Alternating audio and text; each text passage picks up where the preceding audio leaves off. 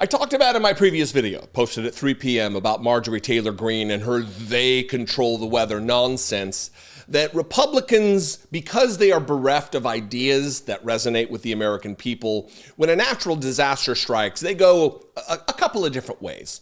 One is to spout conspiracy theory and lie.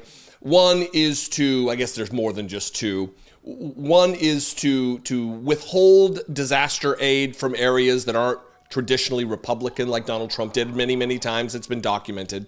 And another thing that they do is lie to the American people on live broadcast news, infotainment for Fox News' sake, which diminishes information dissemination for Americans out there, so they don't know exactly where they can go and how they can get disaster relief.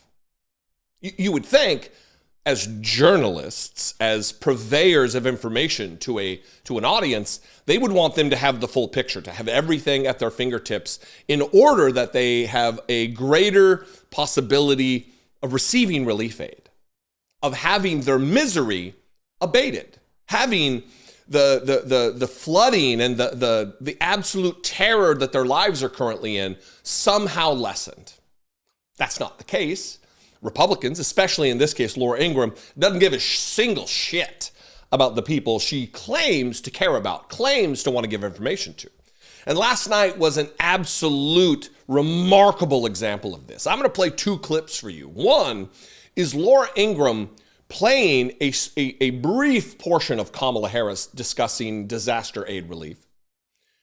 Her strategic cutting of the clip to then bitch and complain about what's not being done for these desperate people. And the second clip I'm going to play is the full clip of Kamala Harris talking about not only the $750 immediate emergency relief that you can get for food and water, immediate, but also the several sections where she talks about the tens of thousands of dollars of relief from FEMA that is being opened up by the Biden administration for these desperate people. And it's not even that. It's also the fact that Republicans vote against funding the government. They vote against these types of measures and funding to help out in natural disasters that will invariably occur because we live on a chaotic planet and weather is unpredictable. We know when hurricane season is. It's getting longer and more intense because of climate change, but we know there's going to be devastating storms. We know there's going to be tornadoes in the Midwest. We know there's going to be fires in the West. We know this. We don't have to be prognosticators of prognostication, psychics looking into our crystal balls. We know. And yet Republicans, they don't want to fund it unless it happens to hit them. It's like when Superstorm Sandy hit the Northeast and Ted Cruz didn't want to touch any funding for them.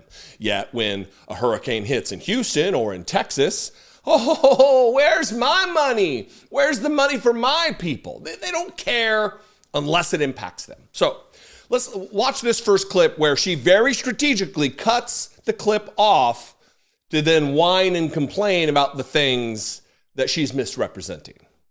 But as hurricane victims were waiting for relief, Kamala was rallying supporters in Vegas.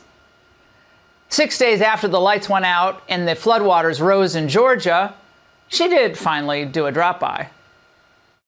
Federal relief and assistance that we have been providing has included FEMA providing $750 for folks who need immediate needs being met, such as food, baby formula, and the like. Imagine losing your house, your transportation, basic necessities, and women looking for diapers. Earlier today, I was watching. Most stores, by the way, in the area are wiped out. And all you're getting right now is a $750 check she referenced from the federal government. The government you've been sending taxes to for your entire life. And where are they going to buy that baby food, Kamala? Of course, the man who allowed the migrant invasion into the U.S. is trying to pass the buck by saying, well, we're out of bucks.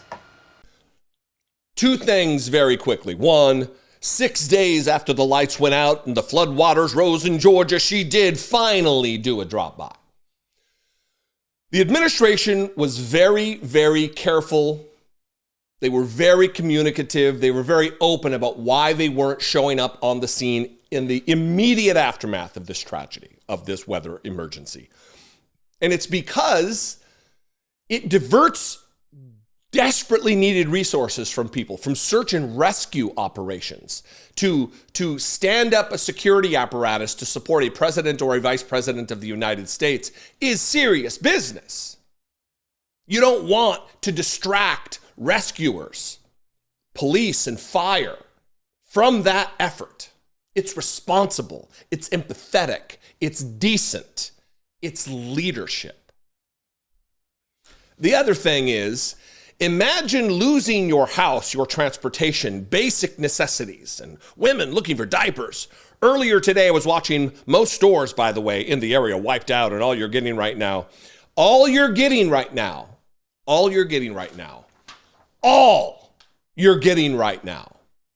is a $750 check. Cut the clip. That's not all they're getting.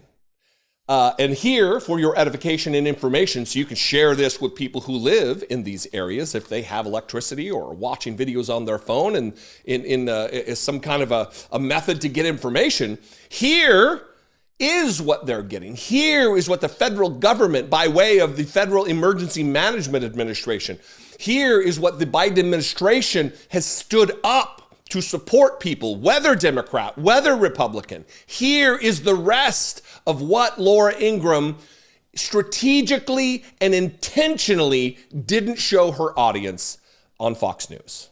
The federal relief and assistance that we have been providing has included FEMA providing $750 for folks who need immediate needs being met, such as food, baby formula, and the like. And you can apply now for anyone who's watching this who has been affected. There are FEMA personnel who are going door to door to interact personally with folks, especially those who do not have electricity. But also that aid, if you have electricity, can be applied for online.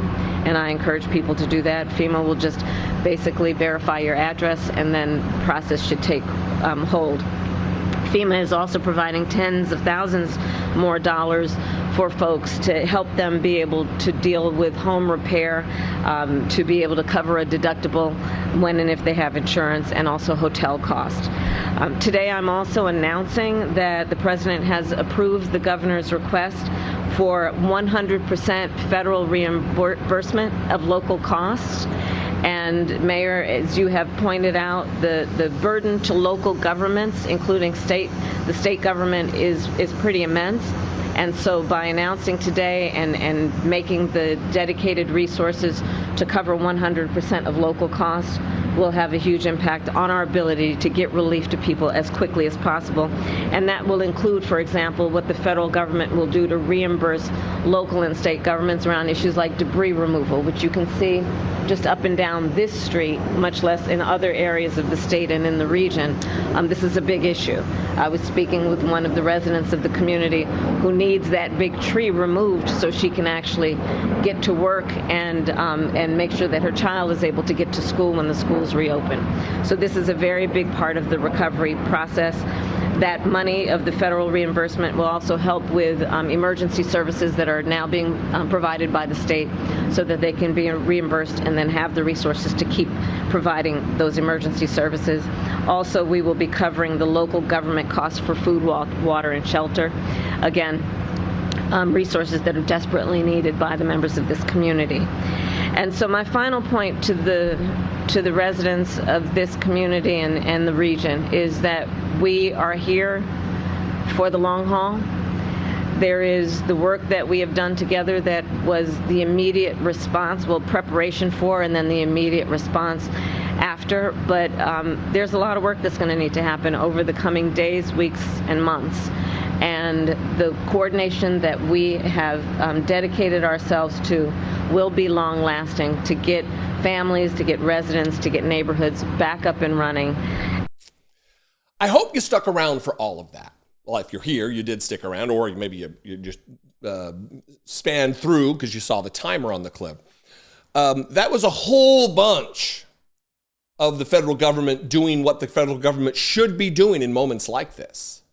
This is why all of this chatter and clamor about limited government is just nonsense. They want limited government until they need the government, until they need we, the people, to support them. You see, an effective government isn't there only when you need it. It needs to be there in advance of these moments. Congress needs to fund FEMA fully. They need to fund the government fully. And not just for Republican area disasters, for Democrat areas too, for the country. Again, it's we the people. It's not we the Republican Party. Unless you're a Republican, I guess, maybe. But it would be nice if Republicans would find their empathy prior to finding their tragedy. If they could just be generally empathetic toward their fellow Americans prior to something like this happening. And then you got Fox News, the propaganda outlet, just straight up lying. I mean, there's obviously it happens, but it is something altogether different when you can draw a straight line and point out in real time just how pernicious they are. It's gross. It's gross, to be sure.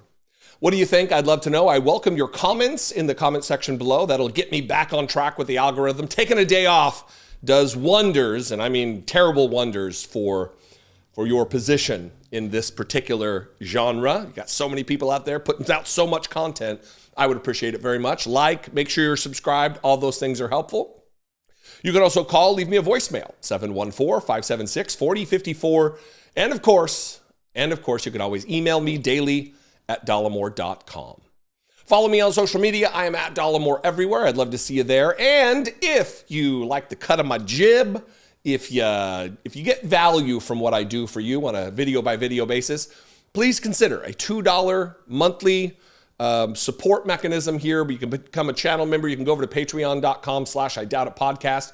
You can even buy some merch, Dollemore Daily shirts or mugs or stickers.